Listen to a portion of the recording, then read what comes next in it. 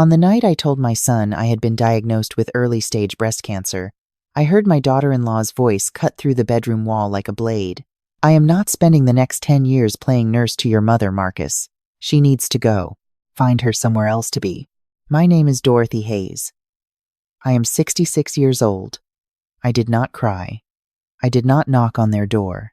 I sat down on the edge of the narrow guest bed, in the room that had once been a home gym, pulled my reading glasses from the nightstand, and opened my laptop. The screen lit up the darkness as I typed in my banking app password. The number that appeared was $8,247,903.14. I stared at it for a long moment, then opened a new tab and searched for homes for sale in Buckhead, Atlanta. Cash buyers only, no contingencies, move-in ready. My daughter-in-law thought she was pushing out a sick old woman with nowhere to go. She had absolutely no idea who she was dealing with. Let me start from the beginning, because none of this happened overnight. My husband Raymond and I were both from Forsyth County, Georgia. His family had farmed that land since his great-grandfather's time. When Raymond's parents passed, they left him 47 acres of red clay and pine trees that nobody thought was worth much of anything. Raymond used to joke that we were rich in dirt and poor in everything else. We laughed about it, raised our son Marcus there, grew tomatoes in the summer, and never expected anything to change. Then the developers came. In 2018, a logistics company out of Charlotte needed land along the I-75 corridor for a distribution hub. They approached Raymond through an intermediary, quietly at first, then with a number that made us both sit down and stare at each other across the kitchen table. We sold in the spring of 2019 for $6.2 million. After taxes and the commission we paid our attorney, Claudette Morris, we cleared $4.8 million. Raymond died 8 months later. A stroke, sudden, no warning. He never got to see what that money could become. I was 59 years old, a retired middle school history teacher, sitting alone in a house that felt 3 sizes too large, with more money than I had ever imagined, and nobody to tell. I am going to explain exactly why I told nobody. Marcus was 36 when his father died. He had married his wife 2 years before, and from the beginning, I had noticed the way she calculated things. She was not a cruel woman. Not then. But she was a woman who was always aware of what things cost and what people were worth. When Raymond and I visited their apartment in Atlanta before the wedding, she had asked Raymond twice, very casually, what we planned to do with the farmland. Raymond had laughed it off both times. I filed it away. After Raymond passed, I sat with Claudette and told her my thinking. I had $4.8 million. I was going to invest it carefully, live modestly, and tell no one. Not Marcus, not my sister, not my church friends. I wanted to know who people were when they thought I had nothing. Claudette had looked at me over her glasses for a long time. Then she said, "Dorothy, that is either the wisest thing I have ever heard a client say, or it will break your heart." I told her maybe both. She accepted that. I sold the family home, moved into a 1-bedroom apartment in Marietta, and began my quiet life. The money grew under Claudette's guidance and a financial manager named Howard Park. By 2023, between compound growth and careful investment, I was sitting on just over $8 million. I lived on my teacher's pension and a small portion of interest, drove a 2017 Camry, bought my clothes at Kohl's, and never mentioned Raymond's land to anyone. When Marcus called me in January of 2022 and told me they needed help, I listened carefully. He and his wife had bought a house in East Cobb County, a 4-bedroom colonial on a corner lot that they loved and could not quite afford. They were underwater on the mortgage before they had finished unpacking. His wife had stopped working full-time when their daughter was born. Marcus was doing well as a project manager at a construction firm, but their lifestyle outpaced his salary, with the particular determination of people who believe they deserve more than they have. Marcus asked if I would consider moving in. It would help them with childcare, he said. And honestly, Mom, I worry about you alone out there in that apartment. I knew he was not wrong about the childcare. His daughter Lily was 18 months old, bright and demanding, and wild with love. His son Caleb had just started kindergarten. I also knew that having me in the house would reduce their financial pressure in ways that were never directly stated. I agreed, on one condition. I told Marcus I wanted to pay what I called a household contribution each month. $500. Not because I had to, but because it was the right thing to do, I said. I did not want to feel like a burden, he protested politely. I insisted. He accepted. What Marcus did not know was that the loan agreement his wife had asked him to request from me 3 months later was something I had agreed to with my eyes wide open. They needed the kitchen completely redone. The appliances were 20 years old, the cabinets were warped, and the countertops were a shade of green that belonged in a different decade. My daughter-in-law had shown me Pinterest boards, contractor estimates, a spreadsheet she had built herself. $87,000, she said. We simply don't have it, Dorothy. I had let a silence sit between us before answering. I said I might be able to help. What I did next is the part they did not understand at the time. I called Claudette and told her to draw up a loan agreement. Full legal documentation, notarized, signed, $87,000 at 5% interest, compounded annually, a lien on the property as collateral. I explained to Marcus and his wife that it was just for tax purposes, that I had no intention of ever calling it due, that it was simply the way Claudette handled these things. They signed without reading it carefully. I had not moved in to trap them. I want to be clear about that. I moved in because Marcus was my son, Lily and Caleb were my grandchildren, and I was genuinely alone. But I had lived 63 years by then. I knew what people showed you when they believed you had nothing left to offer. I kept waiting to be proven wrong. For the first year, things were fine. I helped with school pickups and dinner on the nights my daughter-in-law worked late. I sat with Lily through ear infections and bad dreams. I read to Caleb every night before bed. History books he chose himself because he had inherited, somehow, my love of the past. I gave Marcus the $500 each month in an envelope without ceremony, and he thanked me each time with genuine warmth. Then things shifted, the way they always do, not all at once, but in the slow accumulation of small indignities. My daughter-in-law began referring to my room as the office again before I had stopped using it as a bedroom. She started scheduling events on weekday evenings without mentioning them, leaving me to realize at 5 p.m. that I was expected to feed the children, bathe them, and put them to bed. She said less to me at dinner. When her friends came over, I noticed she did not introduce me by name, but simply gestured in my direction with the phrase, "Marcus's mother is staying with us for a while." For a while, I had been there 14 months at that point, but I said nothing. I watched. The way I had always watched. 30 years in a middle school classroom will teach you to read a room without showing your hand. In the fall of 2023, I had a routine mammogram.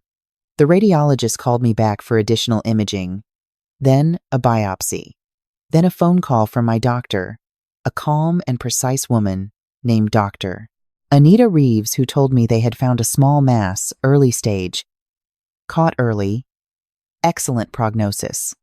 Surgery, followed by radiation. No chemotherapy required. She was confident. With treatment, she told me, my long-term outlook was very good. I drove home from that appointment alone. I sat in the driveway for a few minutes. Then I went inside and made dinner. I told Marcus at the table that Thursday night. I kept my voice even. I explained what Dr. Reeves had said. The staging, the treatment plan, the timeline, the prognosis. I told him it was caught early. I told him I was going to be fine. Marcus reached across the table and took my hand. His eyes filled immediately. The way they had when Raymond died, that particular unguarded grief men carry and rarely show. "Mom," he said, and then nothing else for a moment. His wife said, "That must have been really scary to hear." She said it carefully, the way people do when they are constructing a response rather than feeling one. I thanked them both. We finished dinner. The children went to bed. I excused myself. I was reading in my room at 10:15 when I heard them. The walls in that house were not thin. They were standard construction, drywall over studs, a reasonable barrier between rooms. But sound travels in particular ways in particular houses, And that night, the window in my room and the window in their bedroom were both cracked open against the warm October air. Her voice came through clearly. "Marcus, I need you to hear me." "I cannot do this."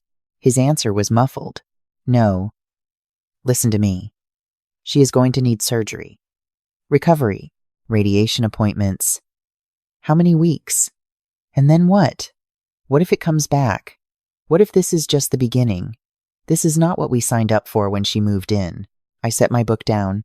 "She is your mother." "Marcus." Louder now. "She is your mother.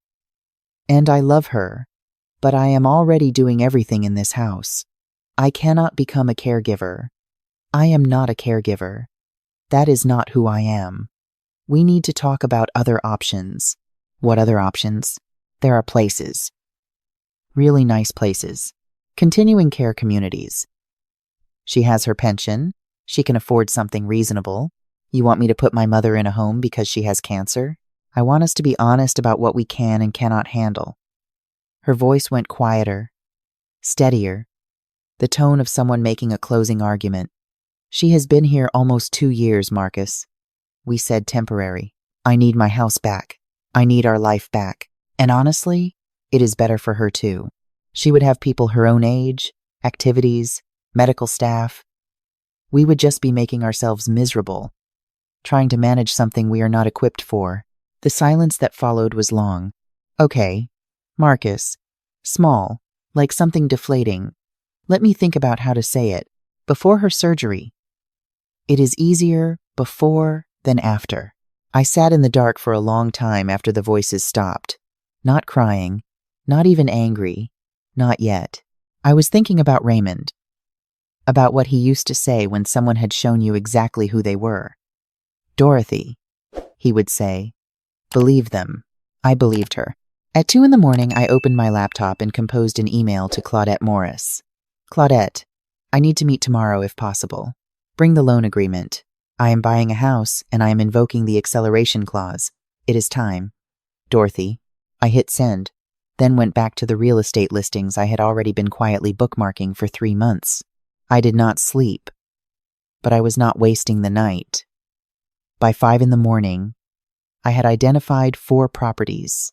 By 6, I had sent 3 of them to a real estate agent named Patricia Webb that Claudette had recommended to me the previous year. My email to her said, "Patricia, I am a cash buyer, no financing contingency, flexible on closing. I need to move quickly. Can we look at these this week?" She replied at 6:47. "Dorothy, I have been waiting for your call. I am free today." Marcus found me in the kitchen at 7 making coffee. He was clearly rehearsing something in his head.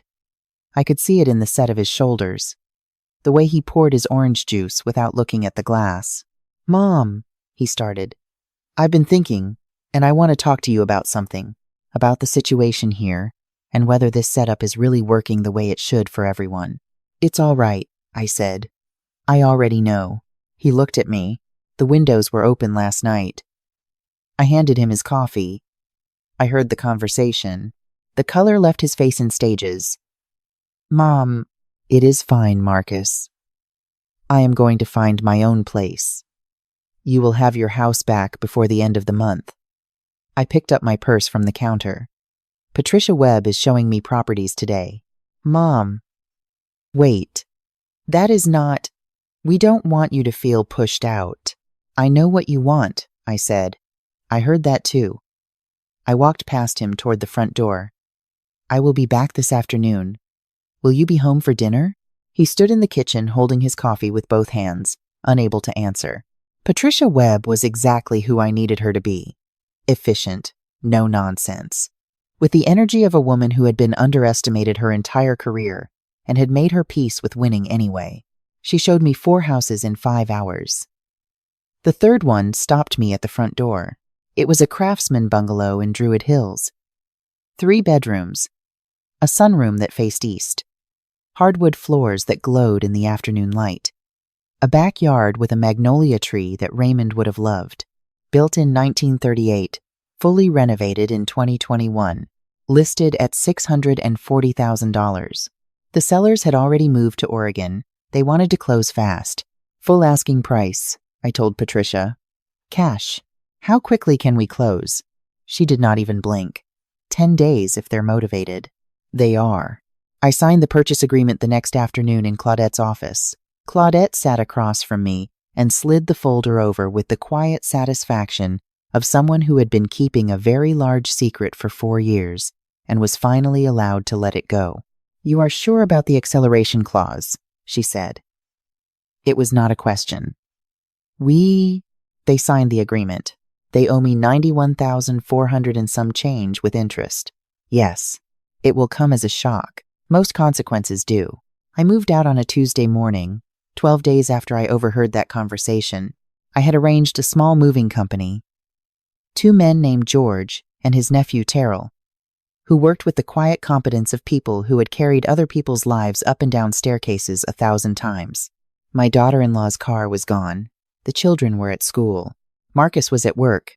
I had not told them when I was leaving. I left an envelope on the kitchen table containing that month's $500 contribution, a house key, and a note that read, "Thank you for the time here. I have found my own home. I wish your family well. Please water the rosemary on the porch until it finds a new owner. Dorothy." I did not cry driving away. I turned on the radio, found an Aretha Franklin song I had not heard in years, and let it carry me the 6 miles to Druid Hills. The house was mine. My name on the deed, bought with my money, earned through my husband's family legacy, and 4 years of careful silence. I called my sister Carol in Memphis that evening from the sunroom. She was the first person I told everything to. From Raymond's land sale, to the investment accounts, to the loan agreement to the house. She was quiet for a long time when I finished. "Dorothy Marie Hayes," she finally said. "You have been sitting on $8 million for 4 years and you did not tell me. I needed to know who people were first. And now I know." I gave myself 2 weeks to settle before Claudette made the call. I spent those weeks arranging furniture that had been in storage since I sold the Forsyth County house. Hanging the photographs Raymond and I had collected over 35 years of marriage, joining a water aerobics class at the Emory Recreation Center, attending Sunday services at Cascade Road Baptist, where I had been a member since 1991, Sister Helen, who had known me since my teaching days, pulled me aside after the service on my second Sunday back in the pews. "We heard you were with Marcus for a while. Everything all right?" "Everything is better than all right," I said.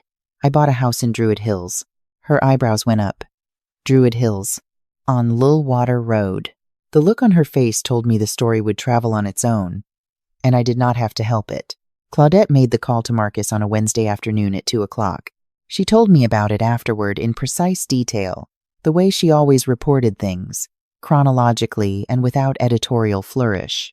She identified herself, told Marcus she represented Dorothy Hayes in estate and financial matters, and asked if he had time to come to her office. He asked if something had happened to me. Claudette said I was in excellent health, and this was a routine financial matter that would be relevant to his family's planning. He arrived at 3:15. She laid the documents on the desk in order. First, the investment account statement from Howard Park's office. Current balance, $8,247,000 in change. Then the deed to the Druid Hills property, purchased for $640,000, cash closing date November 14th. Then the original loan agreement, signed by Marcus and his wife, with both their signatures. Marcus stared at the portfolio statement for what Claudette described as a very long time. "My mother has $8 million, he said. "Approximately, yes. She has been giving us $500 a month and sleeping in our guest room. That was her choice. The contributions were voluntary." He picked up the deed. Put it back down. Picked up the loan agreement. "She said this was just for tax purposes. She said she was never going to call it due. Your mother is invoking the acceleration clause, per Section 5 of the agreement. The outstanding balance with accrued interest is $91,462. Full payment is due within 60 days. Claudette told me the silence in her office lasted nearly a full minute. "Does Sarah know about this?" Marcus said finally. It was not quite a question. "I am only authorized to discuss this with the signatory present." You will need to inform your wife. He drove to their house and called his wife home from a lunch with her colleague.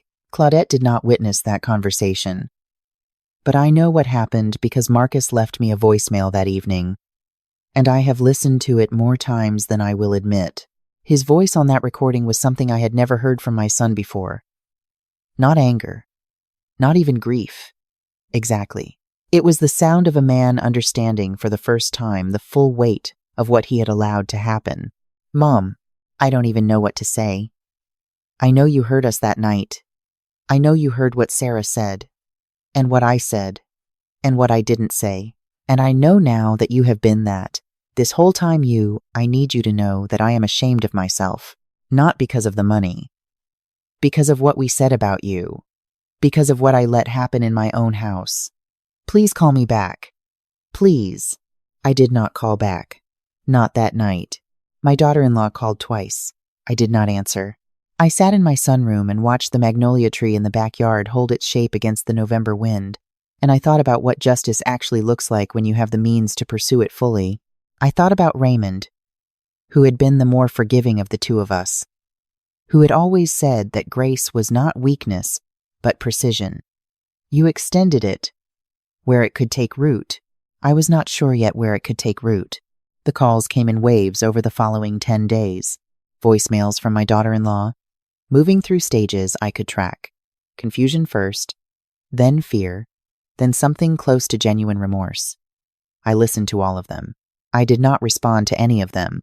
On day 12, Caleb called me from his father's phone. He was 7 years old and had recently lost his 2 front teeth and spoke with a slight whistle on his S sounds.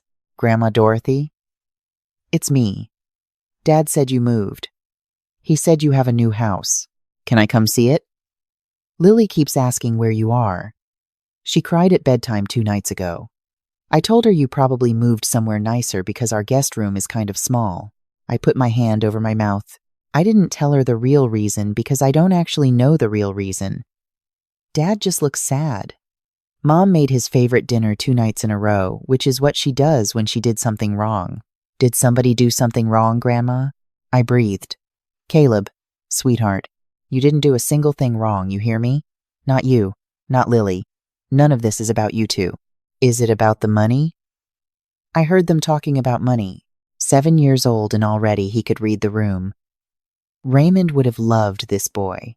Grown-ups sometimes make mistakes, I said. Big ones.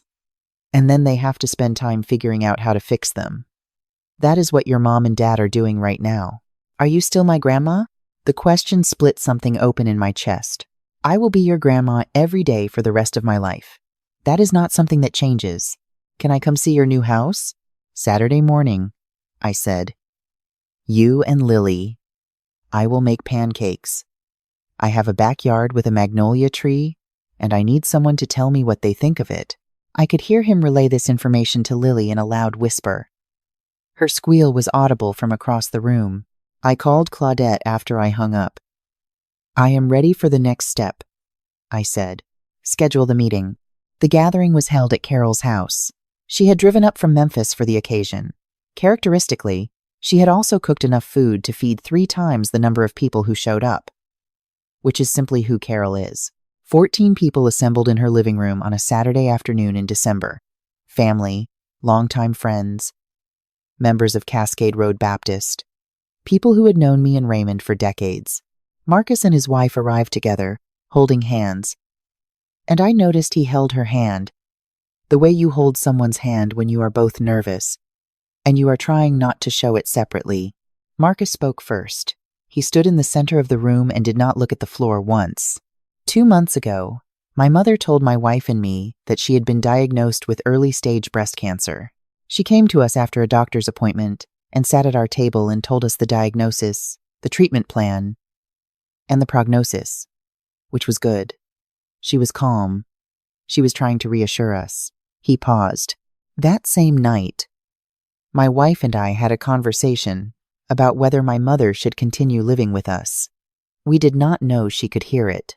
We talked about her like she was a logistical problem to be solved, rather than a person who had just spent 2 years being grandmother, caregiver, and family anchor. He looked at me directly. I am ashamed of that conversation. I am ashamed of myself for the part I played in it, which was to say nothing, to go along with it, to take the easy path when I should have stood up. My mother built a life with my father from nothing. She taught school for 30 years. She is the most capable person I have ever known. And I let her be treated like an inconvenience. The room was very quiet. My daughter-in-law stood next. She was not a woman who cried easily, and she was not crying now, but she looked like someone who had put everything she had into staying composed. I said things about Dorothy that I cannot take back. I called her a burden. I treated her as an obligation, rather than as a mother. I thought I was being practical. She stopped, tried again. What I was actually being was selfish and cowardly. And I am sorry. Not because of what we later learned about her finances, because she did not deserve that from me, regardless of anything else. She had been generous and patient and kind for 2 years, and she deserved better from the person her son married. Pastor Green from Cascade Road put his hand on his knee and looked at me. Dorothy, what do you have to say? I stood up. I had thought about this moment for weeks. What I wanted to say and how I wanted to say it. I had written things down and crossed them out and written them again. In the end, I left the paper at home. I accept what you have both said today, I said. I believe you mean it. God. But meaning it and being it are two different things, and that difference is what the next few years are going to have to show me. I opened the folder I had brought. These are my terms. They are not negotiable. I had printed the document myself on Claudette's letterhead. I gave Marcus a copy, and his wife a copy, and set one on the coffee table for the witnesses. Outstanding debt. $91,462. Reduced to $45,000. As an act of good faith. Payment plan. $750 per month. No interest until paid in full. No further financial requests will be considered. Personal terms. Family therapy. Minimum 6 months. Weekly sessions. Both parties attending. Grandchildren visits on my schedule. My location. No exceptions for the first year. 60 hours of volunteer service. Each. At a senior care facility in Cobb County. An agreement that the children are never to be placed in the middle of adult matters. Estate terms. To be reviewed annually based on demonstrated change. 60 hours, my daughter-in-law said quietly. You said you were not a caregiver, I replied. I think you should find out whether that is true before you decide. She looked at me for a long moment. Then she nodded. They both signed.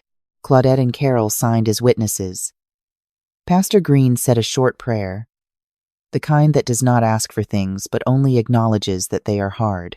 When it was over, my daughter-in-law approached me before she left.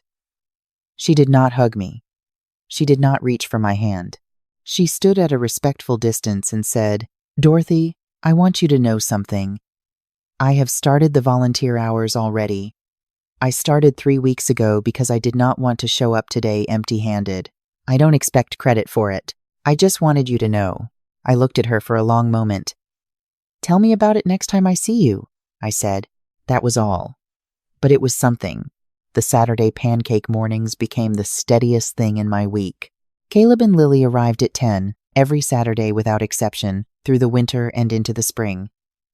Caleb wanted chocolate chip. Lily wanted plain with extra syrup, and then changed her mind every week about what extra meant. I learned to make 3 batches. We ate at the kitchen table under the east window where the morning light came in yellow and warm, and Lily insisted on sitting in the chair that faced the backyard so she could see the magnolia tree.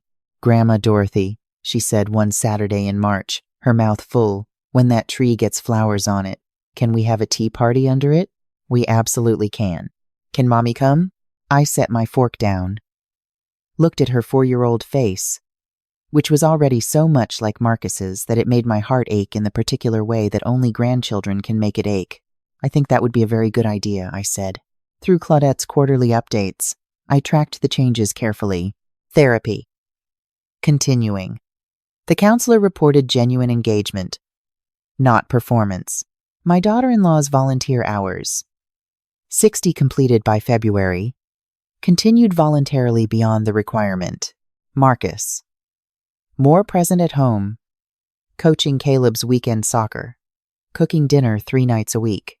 Monthly payments. On time every month. Sometimes a few days early. My own life was fuller than it had been in years. I had joined a book group at the Druid Hills Library. I had accepted an invitation to advise a history curriculum project at a middle school in Decatur. A part-time consulting role that turned out to be the most intellectually alive I had felt since leaving the classroom. I swam 4 mornings a week. My surgery had gone well, radiation completed, and Dr. Reeves had told me at my 6-month follow-up that she was very pleased with my progress. I began, slowly and without announcement, to let them back in. My daughter-in-law called me in April, not about money or logistics or the children's schedules. She called because she had spent a morning at the senior center helping a woman named Louise move from her room to a smaller room because the facility needed the space, and Louise had cried while they packed her photographs, and my daughter-in-law had sat on the edge of the bed and cried with her, and afterward had driven to a parking lot and called me because she did not know what to do with what she was feeling. I kept thinking about the fact that Louise's family doesn't come very often, she said. And I kept thinking about you, Dorothy. About how I talked about you that night. Like you were someone to be managed. You were scared, I said. People say cruel things when they are scared of something they don't understand. I was. But that doesn't make it. No, I agreed. It doesn't. A long pause. I am going to keep going, she said. After the 60 hours, I signed up for a regular shift on Thursdays. I know, I said. Louise told me. We attend the same church. Another silence. And then she laughed. A surprised and genuine laugh. And I heard in it the first note of something that might eventually grow into trust. I updated my will in June.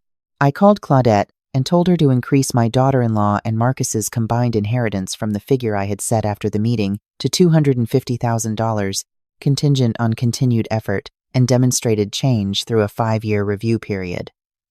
I did not tell them. The point was not the amount. The point was that I was watching, that effort was visible to me, that grace could be earned even when it had been lost. I did not tell them because I wanted to see if they would keep going when there was nothing left to gain. They kept going.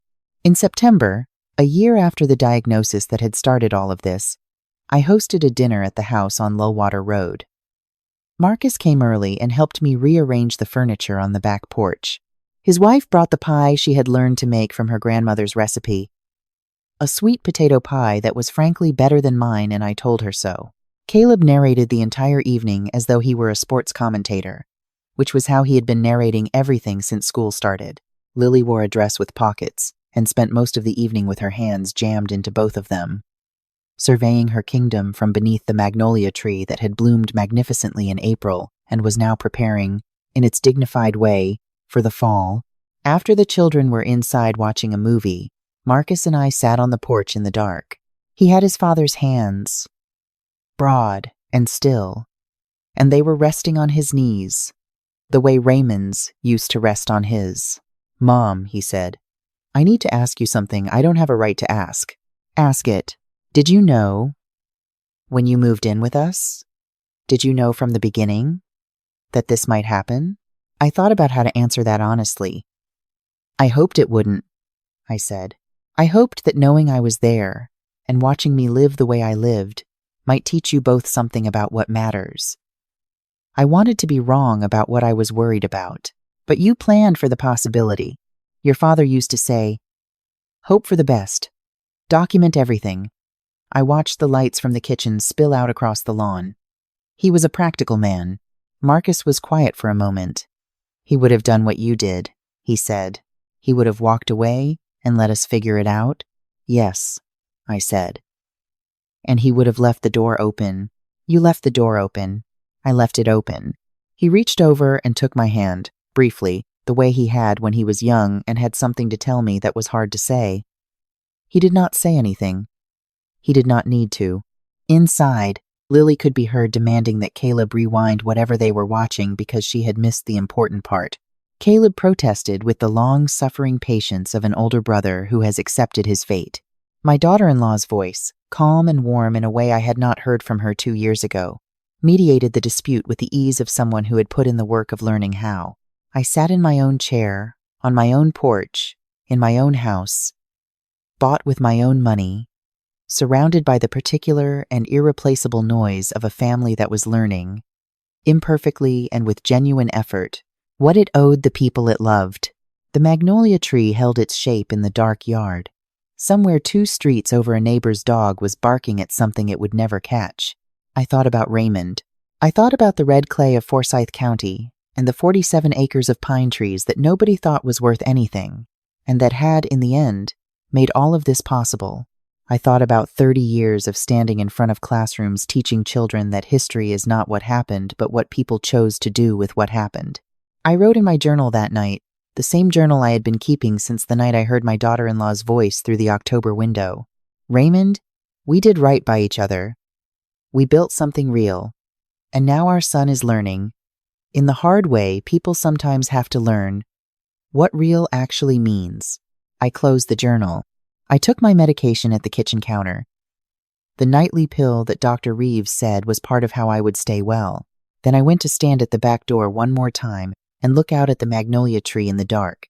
The sick old woman they had wanted gone was right here, 66 years old, financially secure, living in the most beautiful house she had ever owned, grandmother to 2 children who called her every Sunday without being reminded. She was not gone at all. She was exactly where she chose to be, and that, in the end, was everything.